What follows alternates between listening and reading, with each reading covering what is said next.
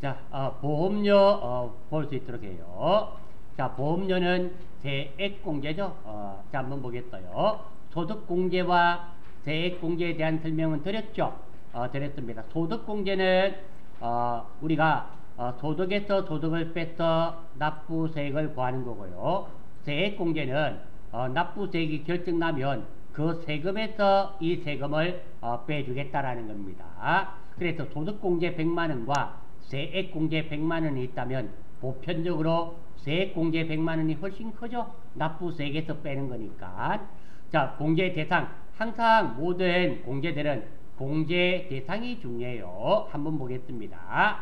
자, 기본공제 대상자를, 그러니까 기본공제 대상자란 말은 우리 기본공제 대상자 앞에 있었죠.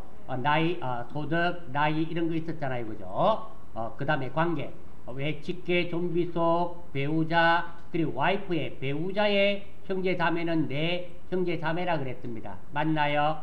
자, 피보험자라는 보험 중 만기에 환급되는 금액이 납부 보험료를 초과하지 않는 것으로 실제 납입한 금액 연 100만원까지 공제해줍니다.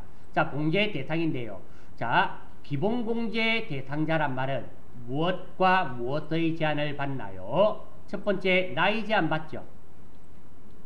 맞죠? 나이 제한이 있습니다. 나이는 20세 이하 60세 이상이 돼야 되겠죠. 나이 제한 받고, 두 번째 또 하나 제한을 받습니다. 무슨 제약을 받았습니까? 소득 제약 받았죠.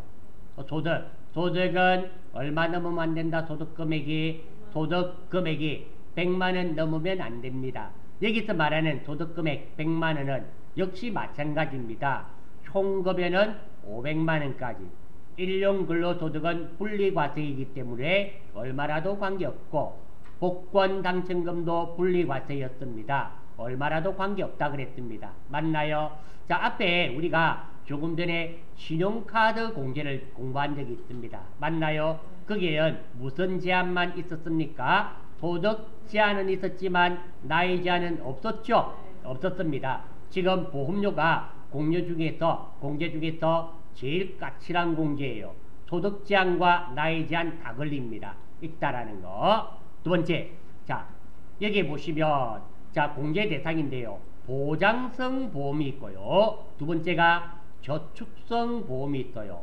보장성 보험은 공제 대상이 되지만 저축성 보험료는 공제 대상이 아닙니다. 보험이라 하더라도 보장성과 저축성으로 나뉘어지는데요. 보장성은 보험료 세액 공제 대상이 되고요.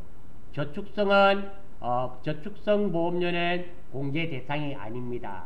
자, 그러면 여기서 보장성과 저축성에 대한 구분을 해드릴게요. 보장성이란 말은 납부한 돈보다 우리 만기에 환급되는 돈 있죠. 만기에 왜 이름을 제가 보니까 라일라 생명보험인가 보니까 중도해지시 또는 만기 환급시 납부한 돈보다 실제 받는 돈은 적거나 없을 수 있습니다. 이런 말을 들었네요. 그런 것들이 다 보장성이에요. 그러니까 내가 냈던 보험료가 1000만원입니다. 돌려받는 돈이 1000만원보다 작으면 보장성이 되고요. 그리고 1000만원보다 많으면 저축성이 되는 거예요. 저축성은 안 해줍니다. 보장성만 해주겠다라는 거예요. 이해되시죠? 저축성, 보장성 구분되십니까? 보장성 보험료의 가장 대표적인 예를 들면은 여러분들 자동차 보험료 있죠? 자동차 보험료가 보장성 보험료가 될 겁니다. 왜? 내가 자동차 보험, 보통 저도 자동차 보험 들고 있어요. 1년마다 한 번씩 냅니다. 낼 때마다 보험료가 내리는 게 아니라 계속 오르네요. 화가 납니다. 그것도 그 오르는 이유가 무엇일까요? 짝퉁 물론 물가 산성률도 있겠지만 짝퉁 환자들이 많다 그래요. 그 사람들 보험 사기치는 사람들 정말 나빠요. 그 사람 한 사람이 예를 들어서 1000만원을 해먹었다. 그럼 누군가는 우리 국민들이 다 십시일반으로 1000만원 내야 되거든요. 그런 사람 범죄는 참 무겁게 처벌을 해서 그런 일이 일어나지 않도록 했으면 참 좋겠는데요. 제가 처벌이 너무 가벼운 것 같아요. 무겁게 해가지고 두 번 다시는 그런 일을 못하도록 해야 될 텐데, 아무튼 보장성, 저축성 구분은 되셨죠?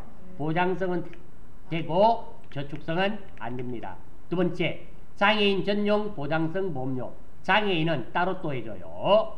기본공제 대상자 중 장애인을 피보험자 또는 수익자로 하는 보험료로서 근로자가 실제 납입한 금액 해줍니다. 자, 다음. 자, 보험료 공제에서 제외되는 것. 첫 번째, 건강보험료 중 사용자 부담분. 자, 이거 한번 잘 생각해 봅니다. 우리 건강보험료 납부하고 있죠. 납부하면 내가 절반 내고, 그리고 회사가 절반 내죠. 이때 회사가 낸 절반 있잖아요. 요거는 당연히 내가 낸 게 아니니까 공제 안 해주겠단 말입니다. 두 번째, 그렇죠. 실제로 내가 납부한 보험료, 건강보험료가 10만원을 납부했어요. 그러면 월급 받으면서 5만원 내가 냈죠. 그리고 회사에서 절반 5만원 보태서 10만원 납부하겠죠. 내가 순수하게 납부한 돈에 대해서만 해주겠단 말입니다. 그리고 미지급 보험료, 보험료를 지급하지 않았어요. 이것도 공제해주지 않습니다. 마지막으로 퇴직한 후에 지출한 보험료도 해주지 않습니다. 이것은 공제 대상에서 제외된다는 거 기억하시고요. 별도 중요하죠. 별. 도덕이 없는 근로자의 기본공제 대상자가 보험계약자일지라도 근로자가 실질적으로 보험료를 부담하는 경우에는 공제가 가능하다. 자, 요게 무슨 말이냐면 요 말이에요. 배우자는 소득금액. 배우자는 나이 제한 있어요? 없어요? 없죠. 나이 제한은 20세 이하, 60세 이상인데 배우자 그 나이 따지면 참 인간적으로 곤란한 상황이 봉착이 됩니다. 맞죠? 하지만 부양가족은 나이 및 소득금액 제한을 적용받음. 예, 자, 요게 무슨 말인가 우리 한번 생각해 보겠습니다. 자, 우리 집사람은 전업주부입니다. 전업주부로서 소득이 실질적으로 없어요. 없습니다. 그래서 우리 집사람도 보험 같은 거 들어있겠죠? 그 보험료는 누가 납부할까요? 제가 납부하겠죠. 도둑이 있는 내가 납부를 합니다. 이 보험료가 공제가 되느냐? 예, 공제가 됩니다. 왜냐하면 자, 우리 집사람은 소득 제한에 안 걸렸죠. 그리고 배우자는 나이 제한 없죠. 그래서 소득이 없는 부양자를 대상으로 내가 지금 보험료를 납부하고 있습니다. 그 보험료는 공제해 주겠단 말입니다. 두 번째입니다. 우리 애들 있죠. 우리 애들이 예를 들어 볼게요. 우리 애가 지금 18살이라 꼭 가정하겠습니다. 걔도 상해보험 이런 거 들어있겠죠. 그러면 첫 번째 우리 애는 소득이 없습니다. 두 번째 나이 제한 걸려있지 않죠. 그러니까 그리고 그 보험료는 누가 납부하고 있습니까? 내가 납부하고 있죠. 이런 보험료에 대해서도 보험료 세액공제를 해주겠다. 이런 의미가 됩니다. 이해가 되십니까? 따라서 보험료에서는 중요한 게 첫 번째 공제 대상이 소득 제한, 나이 제한이 있습니다. 소득 제한, 나이 제한이 있다는 거 1번. 2번 중요한 것은 보장성은 되지만 저축성은 안 된다. 요 말, 요 두 가지가 가장 중요한 내용이 됩니다.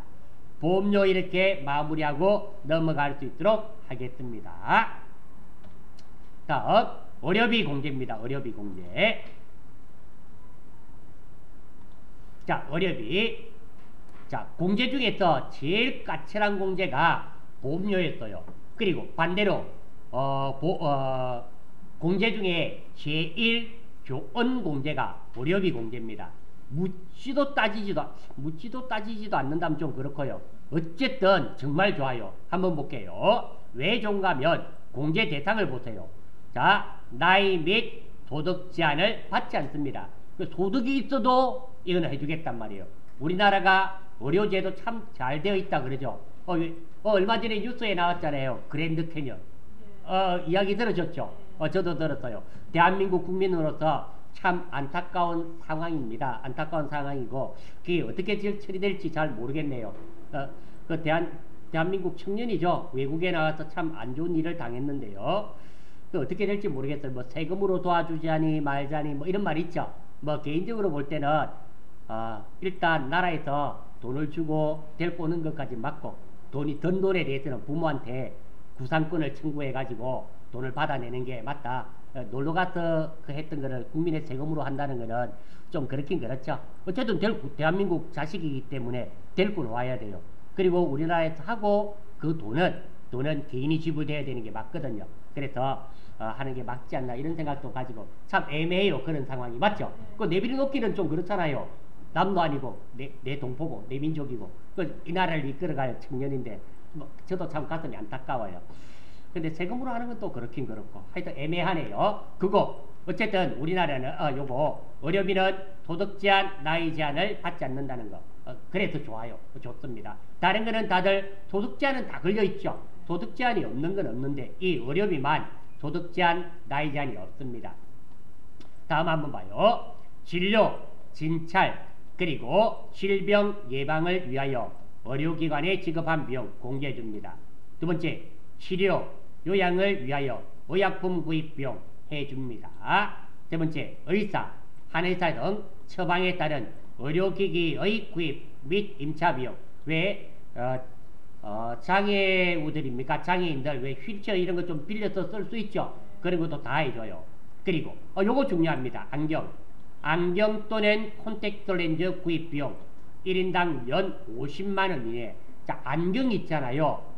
본으로 끼는 안경 말고 시력이 안 좋아. 선글라스는 본식인다고 하는 걸까요? 왜 햇빛 이런 건데 그런 거 말고 안경 우리가 저 안경 끼고 있어요. 이 안경 낀 사람들 이거는 의료기기에 해당이 됩니다. 그래서 1년에 50만원까지 해줍니다. 요거 알아주시고요. 그리고 안경 안 쓰시는 분을 위해서 제가 말씀을 또 하나 드릴게요. 우리 라섹 하는 거 있잖아요. 들어보셨죠? 라섹은 그건 의료비입니다. 한도가 이게 다 해줘요. 200만원이라도 200만원 다 해줍니다. 이게 안경과 라섹은 달라요. 안경은 안경점에 가면 팔아요. 팔지만 라섹 수술을 안경점에 사지 않습니다. 안과에서 병원에서 하죠. 그건 의료비가 되는 거예요. 수술비입니다. 라섹은 50만원의 적용을 안 받습니다. 혹시 안경 쓰시는 분은 라섹 그리고 안경 구분이 되는데요. 안경 착용 안 하시는 분은 잘 모르실 수 있죠. 그래서 드리는 말씀이에요. 안경은 1인당 연 50만원까지입니다.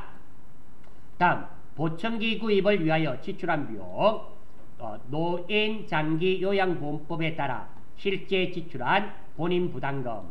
그리고 자 여기 2019년도에 추가가 됐어요. 그러니까 2018년까지는 안 됐단 말입니다. 안 됐는데 산후조리원에 지출된 비용 있죠. 요거 작년까지만 해도 안 해줬어요. 안 해줬는데 올해부터 출산장려 정책에 의해서 2019년에 추가가 됐습니다.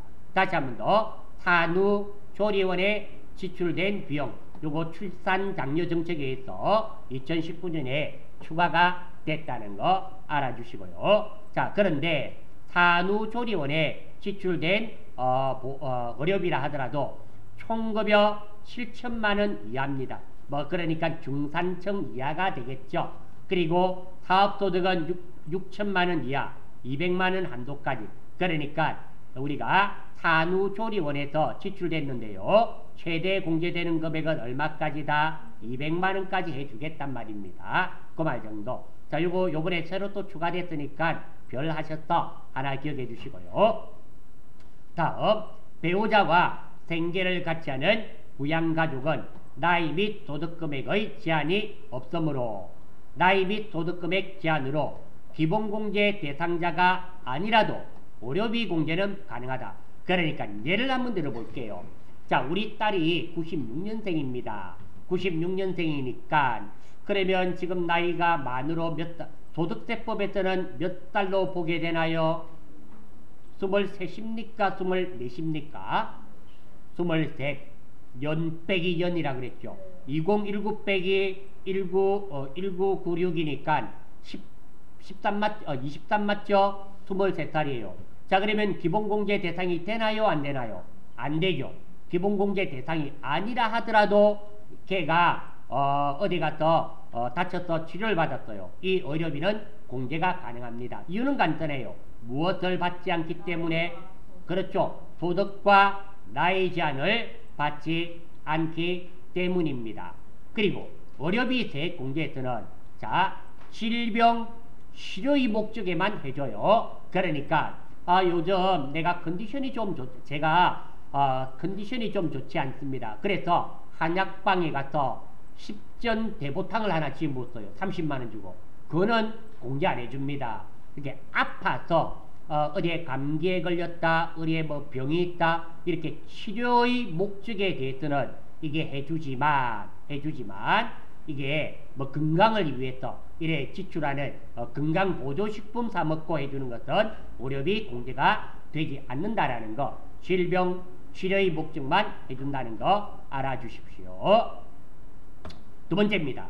의료비 세액 공제에서 두 번째예요. 자, 요 중에서 공제 안 되는 거 있어요. 자, 공제 대상에서 제외되는 의료비. 첫 번째, 미용, 예뻐지는 거, 성형수술, 예뻐지는 거잖아요. 을 위한 비용 및 건강 정진을 위한 의약품 구입 비용. 그러니까 미용 성형의 가장 대표적인 거, 저는 남성이라서 잘 모르는데요. 쌍꺼풀 수술, 쌍꺼풀 수술 가장 대표적인 거죠. 쌍꺼풀 수술 안 해주겠단 말입니다. 자, 그리고 방금 요건 말씀드렸죠. 건강 정진을 위한 의약품 구입 비용. 그러니까 오늘 컨디션이 안 좋네, 바카스하고 우루사 하나 사 먹어야 되겠네, 그거 안 해줍니다. 치료의 목적이 아니잖아요. 그런 거 안 해주는 겁니다. 두 번째, 건강 기능식품을 구입하고 지출하는 비용. 세 번째, 생계를 같이 하지 않는 형제 자매의 의료비. 자, 일단 부양가족이라 하면 뭐 생계를 같이 해야만 생계를 같이 해야지만 뭐가 됩니까? 부양가족이 되죠. 부양가족의 정의 다시 내려드립니다. 생계를 같이 해야 됩니다. 즉 같이 먹고 자고 입고 해야 되며 주민등록 등본을 뗐을 때 나와야 됩니다. 그게 부양가족이죠. 그런데 생계를 같이 하지 않는단 말은 당연히 안 되겠죠. 안 됩니다. 그리고 당해 연도에 지출되지 아니한 미지급된 의료비 안 해주고요. 이 당연한 겁니다. 보험회사로부터 수령한 보험금으로 지급한 의료비, 이는 안 해주죠. 여기서 의료비 세액 공제란 말은 잘 한번 생각해 봅니다. 내가 순수하게 내 돈이 납부된 의료비를 말해요. 예를 들어 볼게요. 내가 이번에 교통사고가 났습니다. 그래서 병원에서 병원비가 총 200만원이 들었어요. 그럴 수 있죠. 그런데 내가 보험에 들어있습니다. 100만원을 보험금을 받았어요. 그러면 얼마만 해주겠다? 내가 실제로 부담한 금액은 얼마가 되나요? 100만원.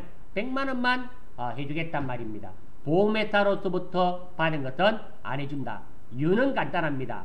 보험회사로부터 수령했단 말은 보험료 그동안 납부했단 말이네요. 맞나요? 보험료 납부했단 말이 되고, 두 번째, 보험료 납부했을 때 무슨 공제를 받았을까요? 보험료 공제 받았겠죠. 그래, 이중공제가 되죠. 그러니까 보험회사로부터 받은 보험금은 해주지 않는다. 이해됩니까? 그 정도 알아주시고요. 다음, 의료비 세액 공제 한번 보겠습니다. 의료비 세액 공제. 일반 의료비.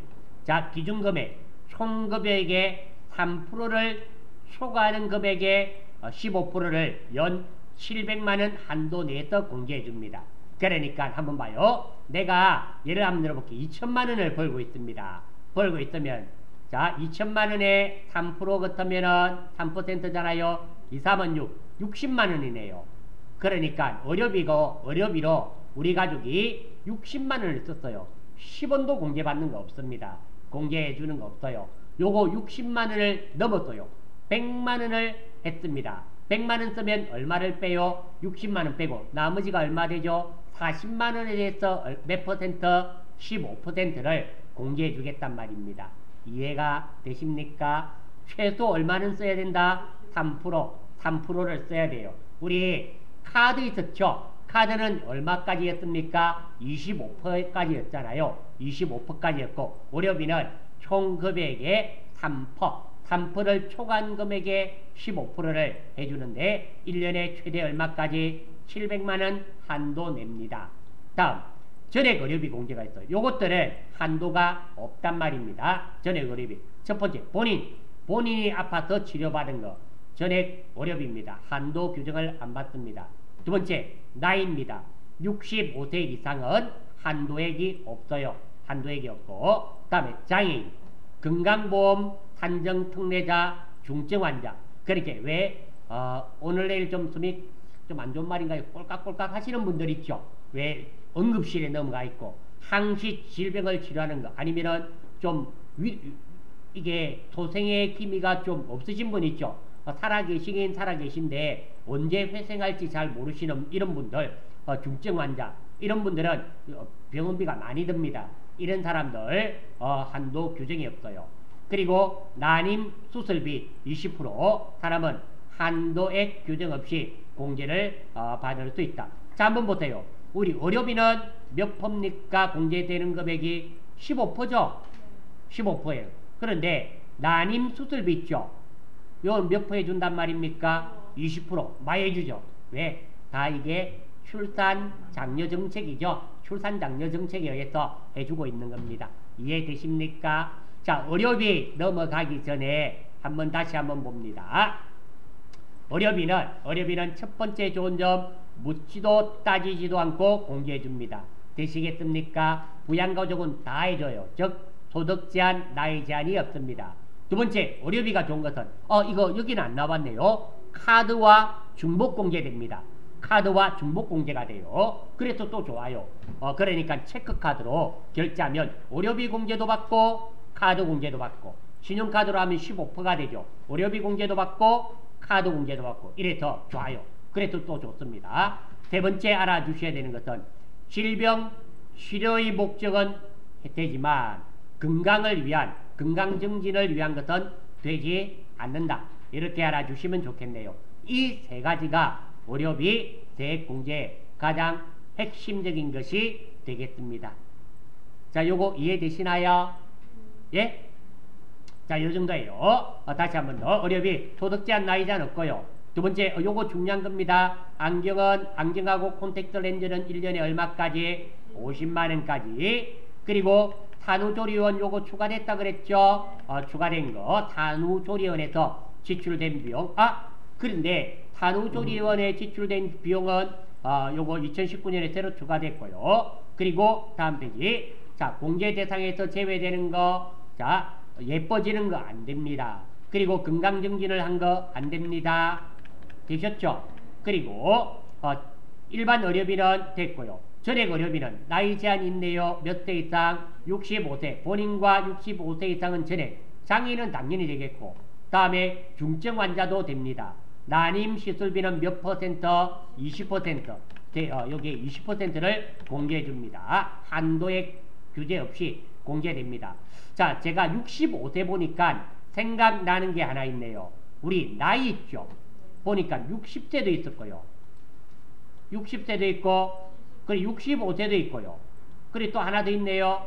70세도 있었죠. 자, 60세는 무슨 공제 대상입니까? 기본 공제 대상. 맞아요. 65세는 방금 나왔죠. 의료비 전액 공제 대상. 70세는 추가 공제, 인적 공제, 추가 공제. 기억나시나요? 자, 그러면 60세 인적 공제에서 기본 공제 아시겠죠? 65세 방금 나왔죠? 의료비 전액 공제 대상입니다. 70세 이상은 요거는 우리 인적 공제 중에서 그거였잖아요. 추가 공제 있었죠. 여기 있죠. 경로 우대 공제 있잖아요. 나이가 세 가지가 나오니까 때때로 같이 기억을 좀 해주시면 좋겠네요. 왜? 이런 것들이 조금씩 혼돈이 되니까. 혼돈이 되죠? 되시겠어요? 예? 이렇게 정리해도 될까요?